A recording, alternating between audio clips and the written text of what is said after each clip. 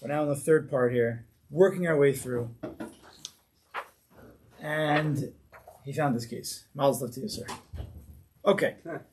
So we're on in this Sichos Haran, we're on page 9 days over here.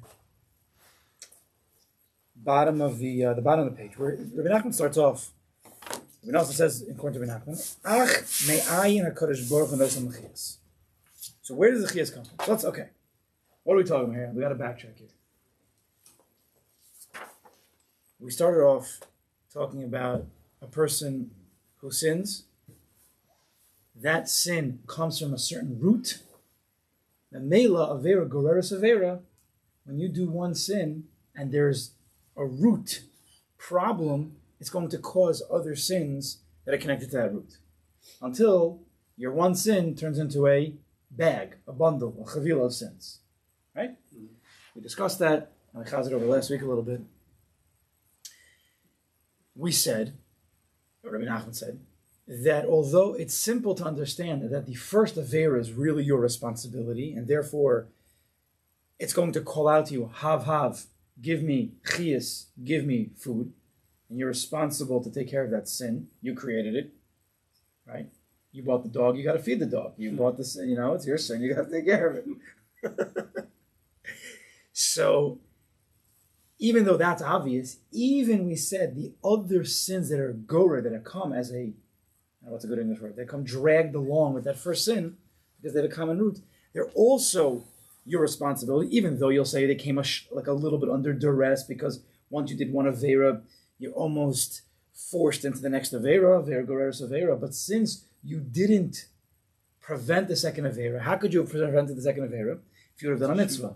If you would have done a mitzvah, maybe tshuva, the Rabbi Nachman said that would have prevented the second avera. And since you didn't, the second avera is semi under your responsibility, and weiter you are chayav to give it chiyas and food, and therefore it's going to continue feeding off you and potentially bring you to other averas.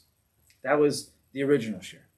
And then last week we discussed that if the bundle has already been made, right, you failed to prevent the averas from happening, stam, you sinned, and then you didn't do mitzvahs, you didn't do tshuva properly, and one by one, avera, goreres avera, you built a bundle and maybe multiple bundles of sins.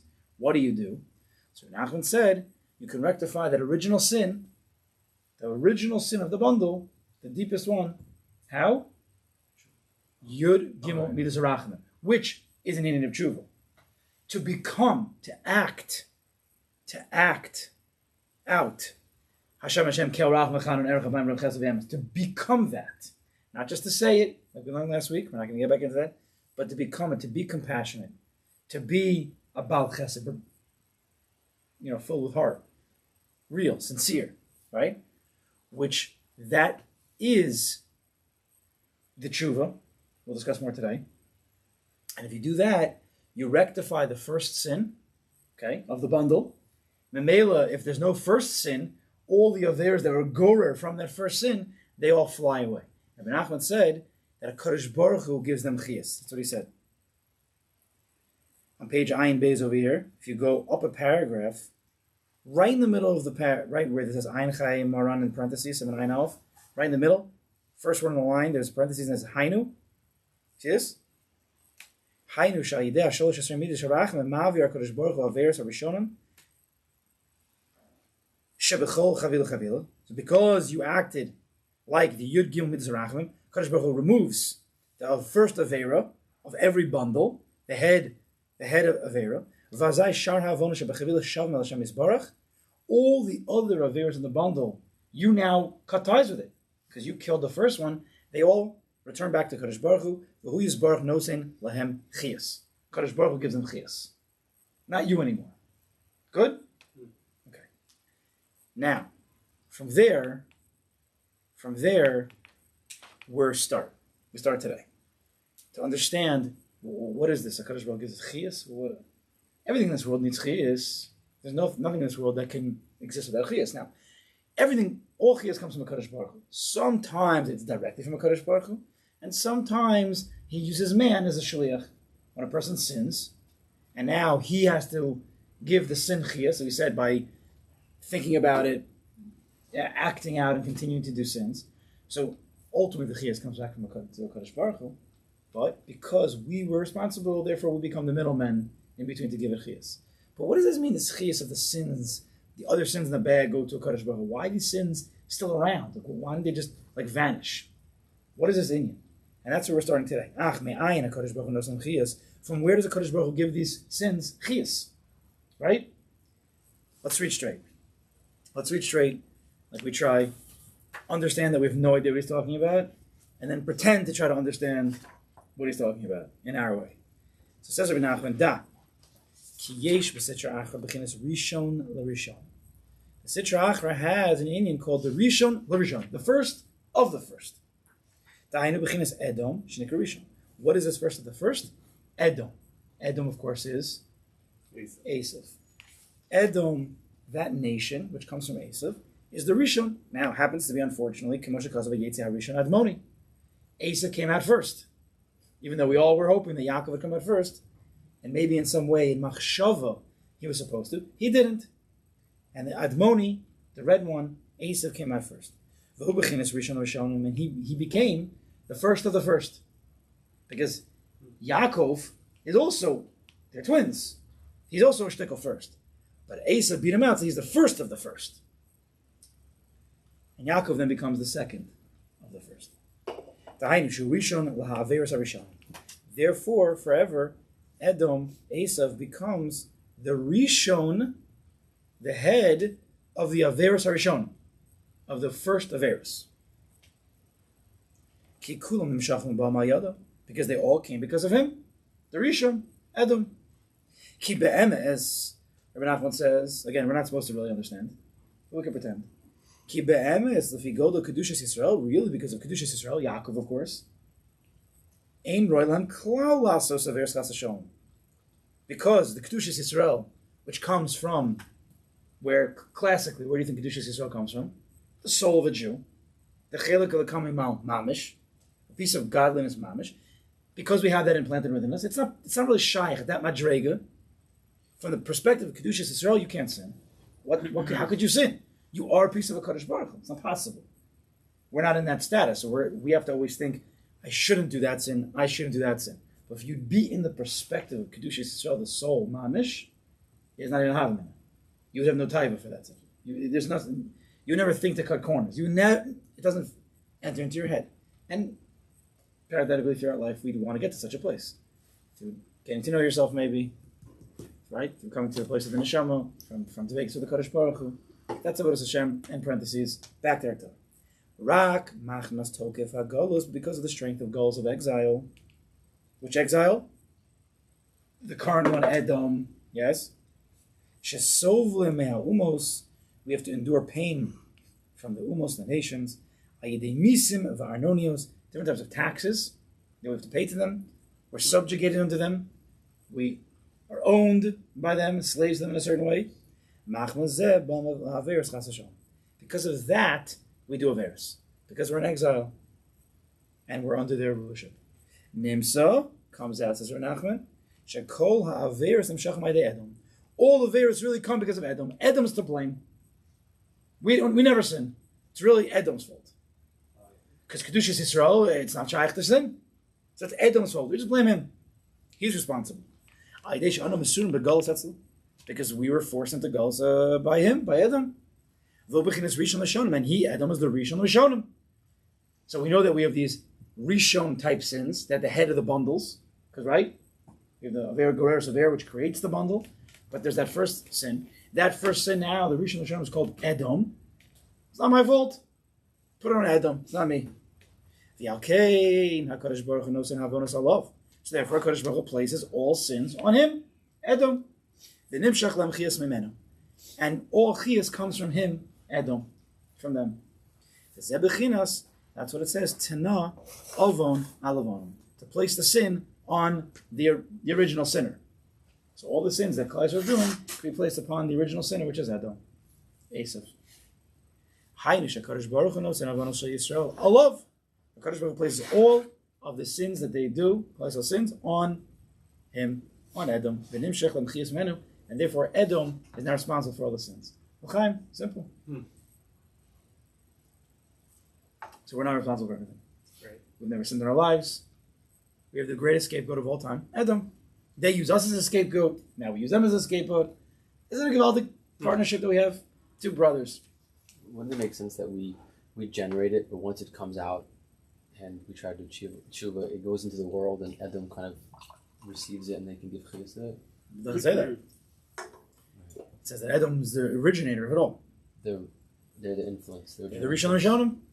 And therefore, the Rishon Rishonim is the one who was mechuyev to give a chiyus. Like we said last week, 2 weeks ago, when we thought we were the originators of the sin, that we have the chiyuv to give a chiyus.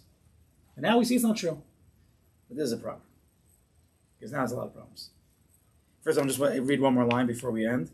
The kol zen nasai derachmanis. This whole Indian is because of rachmanis. Again, back to the Yud Gimel Midas Rachamim.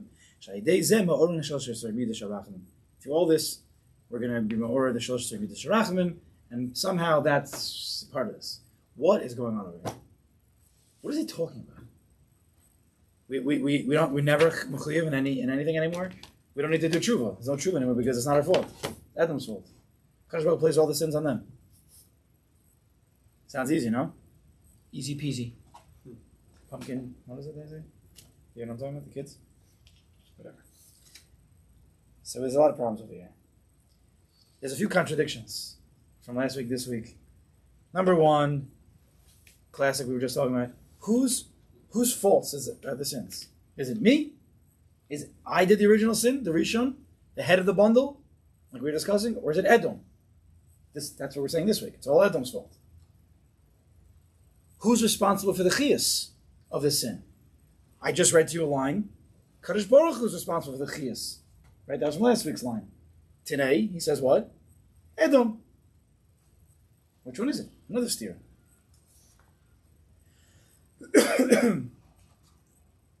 Last week we said you need the Yud Gimel Midas Rachamim to rectify the original sin.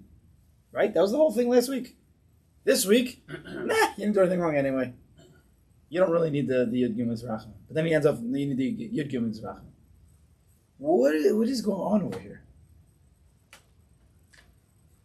We'll throw in another question just to make it fancy. Connect it to something that I thought about a long time ago. Edom is called the Rishon, yes? We had last week's Parsha, Parshas Balak, 2 weeks ago, Parshas Balak. Who's called the Rishon? Amalek. Rashis Goyim? No. Rashis Goyim Amalek. Rashis Goyim Amalek. The first of the Goyim of the nations, Amalek. That's what Edom is. Now, who's Amalek? Esau's grandson. So there is some connection. But so, what's the Rishon of Edom? What's the Rishon of Amalek? Wow, how do we do this? We got a lot of problems over here.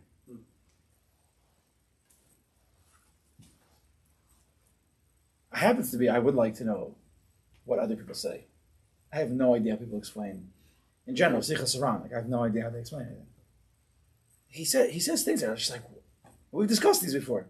Now we're going to attempt right now to say something. It's going to be a bit fancy. I hope it's the emes. I hope it's what he meant. And even if it isn't, Rabbi Nachman says you could say whatever you want if it's within the confines of the Shulchan Aruch. And I'm going to try to play it into the words. So we're not just going to be saying random things. But again, it's all b'derech hafshir. Okay, let's state some facts. Right? By me, the way I see Rabbi Nachman, everything's a sugya with Rabbi Nachman. Everything is a sugya. There's the yukum. It's like a lumdis, pshat. You have to learn it like Ian. Okay, so let's state some facts. Rabbi Nachman says there's a rishon la rishonim. There's a rishon la averos harishon. There's a rishon to the original sins. That's what he said today. That's Edom, right? But that implies if there's a rishon to the original sin, then there's also an achron to the original sin. Right? Sounds good? Statement. Edom is responsible for the rishon l'rishonim, which is clear. And we said last week, 2 weeks ago, that a Jew is responsible for the original sin. So we're responsible for the achron, sheb rishon. Now I asked you a steer. This week, Edom is responsible. Last week is us. But we can't answer that steer up because Edom is the rishon rishonim, like Rabbi Nachman says. Memela, the achron sheb rishon, which we said a few minutes ago was Yaakov, right? He was the second. That responsibility comes from Klal. Statement. Now, even within the Rishonim, there's a dual responsibility. There's Edom, and there's a Kadosh Baruch Hu. As we said, who's giving the chiyas? Rabbi Nachman says in one place, HaKadosh Baruch Hu is giving the chiyas to these original sins, or to the sins. And here, this week, Edom has the responsibility to give the chiyas. So even in the Rishonim, we have a partnership between a Kadosh Baruch Hu and Edom giving chiyas to these sins. Again, all statements, I think they're logically correct, glad, I think. And it's Rachmanis that fixes everything up, as we ended off. Rachmanis fixes everything up. Yes? He's thinking over here. I'm just trying to put pieces together. Okay. Here we go. You ready? See how this is. I have to read off this a little bit. Classically, when we talk about Avera, sin. You ask a guy, what's a sin? He'll translate it as, he went against Hashem. He didn't listen to HaKadosh Baruch Hu. Sin, simple. That's a sin. But that's not the deeper understanding. We've definitely discussed, and you've probably heard in other places, that sin really means chait, sin chait. Right? Avera, even Avera means to pass over. Chait means you missed the mark. The target, that's the Lashon in, I think it's Shoftim maybe, or Shmuel, I think Shoftim. Hashem brings. Right? When he was shooting an arrow and he missed the mark, he was off. It's called a chait. It wasn't aligned properly. So sin isn't necessarily breaking a rule. That's true. But the amkas is, it's a disruption between the relationship between you and HaKadosh Baruch Hu. You missed the relationship. You went off the mark, which is also called, you broke a rule. You didn't listen to him. Good? Okay. So therefore, sin comes from a place of disconnection. Thinking or feeling that I am independent from HaKadosh Baruch Hu. That I'm separate from him. Right? Therefore, I can miss the mark. The mark is Dveikus of the Kadosh Baruch Hu. But if I'm thinking I'm not one with him, which happens, then I'm off the mark, and therefore a person can sin. That's the pnimis of the sin. Yes, it looks like you didn't listen to a rule, listen to a Kadosh Baruch Hu, and you need to get flogged for that to get you back on track. Now, according to Chassidus, an avera, chait, a sin, is an illusion of being separate. It's an illusion. It's not true. Nobody could truly be separate from HaKadosh Baruch Hu. He's the Echad Yachad Miyuchad, HaYehovah. It's not possible to be separate from him. But we have the ability to make it appear.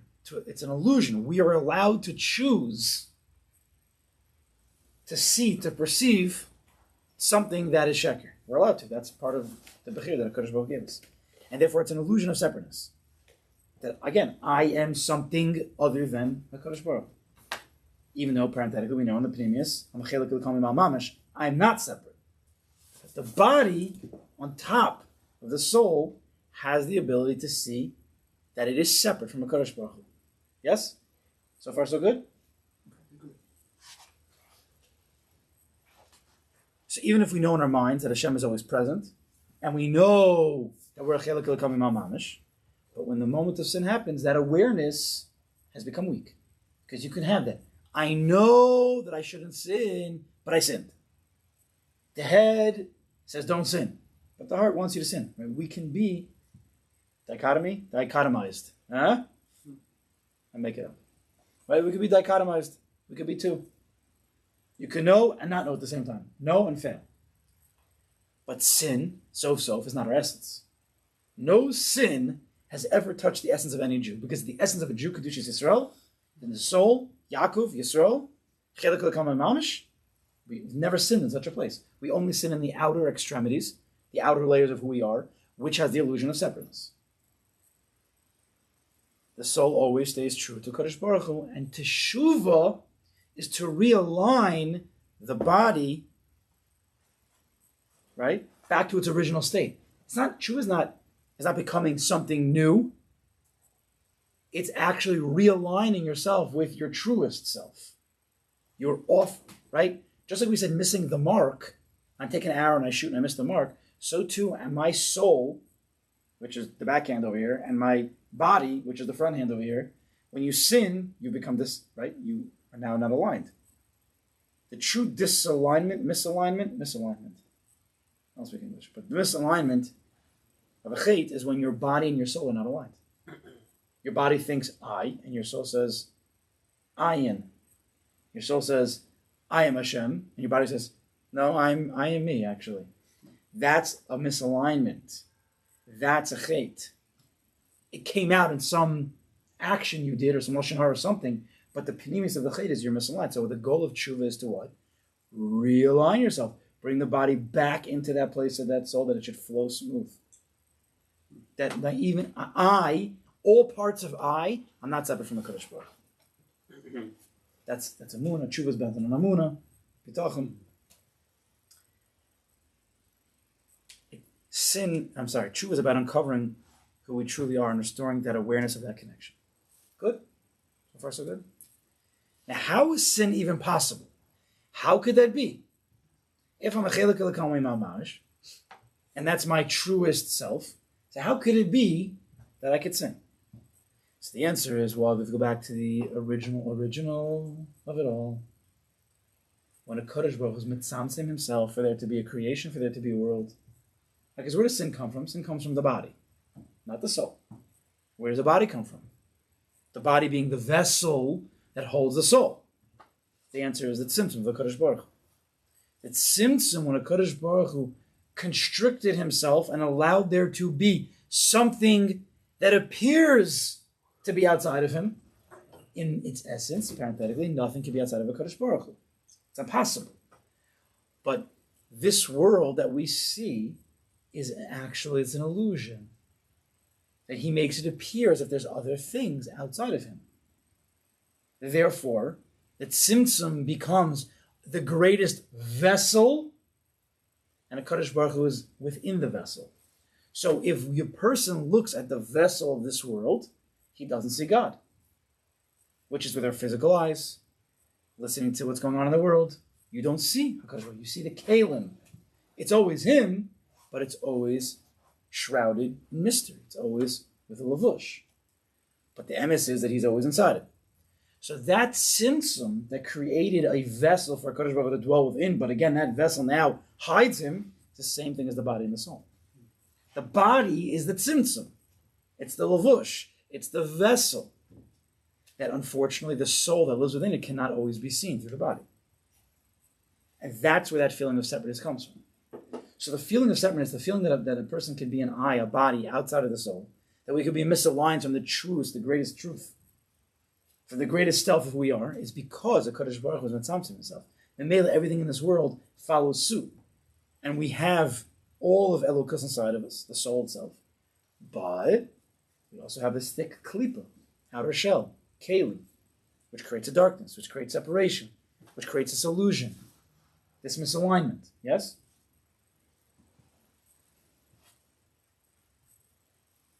All of these, this illusion of separateness, and all we were just talking about, this misalignment, which creates a doubt. If I was soul and body followed soul perfectly, and I'm in perfect harmony with myself, and I'm synchronized, then there's nothing to doubt. Everything is perfect, clear, elukus, everything is Rebbeinu Shalom. There's not even a having to sin. But because of the tzimtzum, because the body is a vessel and it's a lavush that houses a neshama, and there can be a misalignment, there could be a separateness, there could be doubt. Guess what doubt is? Amalek. Right? Amalek is gematria doubt. Safek. Reishas Goyim Amalek. All original sins come from doubt. This separateness. So the purpose of life is to choose the truth, even in the world of concealment. To try to go beyond what you see and to choose the inner self, the soul, the elukus, even though you don't see it with your eyes. To reconnect with the reality that we're never separate from ourselves, from our soul, from HaKadosh Baruch Hu, to live life of vadai, not a suffering. So therefore it comes out that all sin, all hate, all being off the mark, is a byproduct of being a human being, an Adam. All sin is because we're an Adam. What's Adam? Adam is the vessels, the gashmis, is the body that houses the soul. If there would be no body, you would just be soul, there'd be no sinning. Because there's a body, there could be separateness, there could be misalignment, and therefore a person could sin. The soul, Yaakov, aka Kedushas Yisrael, cannot sin. Impossible. Yes? Now we come towards the end over here. Who created Adam, or Edom? Kadosh Baruch Hu. Who created that Edom, Esav, should come before Yaakov and be like the klipa, the shell over Yaakov, Kedushas Yisrael? Kadosh Baruch Hu. So Kadosh Baruch Hu is responsible for the original sin. The original sin comes from Edom, Adam. Who created that? Kadosh Baruch Hu. When he was mitzamtzin himself to create a world, he also at that same moment created the potential for there to be an Adam that could sin. Yes? Straight? So Hashem is responsible for the original sin, and the original sin is called Edom, which is above our ability to choose. You can't choose to not be a body. That's given to you. That's not your responsibility. Remember? The Rishon Naveros is Edom. But 1 second, is it his responsibility or my responsibility? The answer is the Rishon Averos is Edom. Because it's the body, it's the Adam. And that's a Kadosh Baruch Hu's responsibility, not mine. But what the problem is, however, because we're a body that has not been perfectly aligned with the soul, we therefore follow Edom and sin from our choice, and we become ungodly, become separate from our soul. The Rishon is Edom, Kadosh Baruch Hu's responsibility. But he gives us the Bechira to choose which way we're going to go. Are we going to follow Edom? Are we going to follow the body? Or are we going to fight against that, become Panimi, connect to the inner self, the truth, the soul, back to Kadosh Baruch Hu, and either not sin at all, or maybe do mitzvahs if we do sin by accident, but to make the right choices. But if we don't make the right choices, then we're the Achron Shebarishon. Remember? There was a Rishon, there's an Achron. The Rishon was Edom's fault, but if you so therefore there's a pull always towards Edom. But HaKadosh Baruch Hu gave us an ability and a bechira to choose not to be Edom. And if we do choose, or we don't choose the proper way, then you're also responsible. And if you do make a mistake, HaKadosh Baruch Hu says it's fine. Because since it's on me, and I created this ability for you to sin, I'll give you an opportunity. Immediately do a mitzvah. Immediately do tshuva. And then you can fix the whole thing up. And then it won't be the chiyas on you, it'll be on me. But if you don't make those choices, well, then you're responsible for what happens. And what happens if you do sin and you follow Edom, and there is a misalignment? What do? How do you bring everything? You do tshuva. How? Yud Gimel B'Zerachamim. The Yud Gimel B'Zerachamim is to realign yourself with your original self, which is Elokus Mamash, Hashem Kel Racham. These are the attributes of HaKadosh Baruch Hu himself. The soul has the same attributes. Mahu Racham, Avato Racham. So Kadosh Baruch Hu acts in these ways, you have to act in these ways. And when you act in these ways, when you become the Yud Gimel B'Zerachamim, you've realigned yourself with the Kadosh Baruch Hu. And of course, you've realigned yourself with your inner self, your soul. That full tshuva, then everything falls off you. All the original sin falls off. Right? The fact that you followed Edom, now because you aligned yourself with Edom, but now when you give me this rachamim, you're realigning yourself and you're following what? Your soul, HaKadosh Baruch Hu, not the keli, not the vessel, the place of misalignment, the body, Edom. Back to the soul, the pnimis, Elokus, HaKadosh Baruch Hu. You've made that choice. That's what the Yimaz Rachim does. And then the Rishon, that Avera, goes away, the bundle falls apart, and then who takes Chiyas for all the Averas? Kadosh Baruch Hu, because it was him at the beginning anyway. All ability to sin in this world is because the Kadosh Baruch Hu decided that there should be an ability to sin, that there should be a tzimtzum, there should be a body, there should be separateness, there should be that illusion. So it's his responsibility. Him and Edom, they share the responsibility. Right? I think I answered up all the questions. Right? So again, chaz over. Who's responsible for the sin? The Rishon of the sin is Edom. Secondary is Klal Yisrael. But even the Rishon is a responsibility between a Kadosh Baruch Hu and Edom, because the Kadosh Baruch Hu is the one who created an ability for there to be an Edom. And if a person sins, he misaligns. So he's a Yud Gimel Rachamim, acting like a Kodesh Baruch Hu to realign himself back to that place. And that's the union of Gullus and the Nisim and the Harmonious that you're speaking about. Because what's Gullus? What's exile? Being in exile from yourself, from your true self, from your soul, from a Kodesh Baruch Hu. It doesn't have to be kicked out of your land. It means kicked out of your connection with the Kodesh Baruch Hu. That's exile. That's Edom. When you perceive yourself as Edom, as man, as body, and not as soul, you're in exile. And then you're forced to pay taxes. You're forced to be in taivas, you're forced to have kina, you're forced into kavod, you're forced into gaiva, because the body is subject to all these taxes, all these gross averas. If we would be like a soul, there's no havamina to get angry and to have kina problems and taiva problems and kavod problems. It's not a havamina. You're a soul. Soul's perfect. Soul's not jealous of anybody. Soul's perfect. When you feel filled up and you have self-esteem, you're not bothered by anybody. But when you think you're a body and you're misaligned and therefore you're lacking and therefore you have holes and you have deficiencies, now you're jealous, now you need cover, now you need this, now you need that, Maybe that's what Rabbi Nachman's talking about. I make it sound nice, but I don't know. Maybe it is. I hope it is.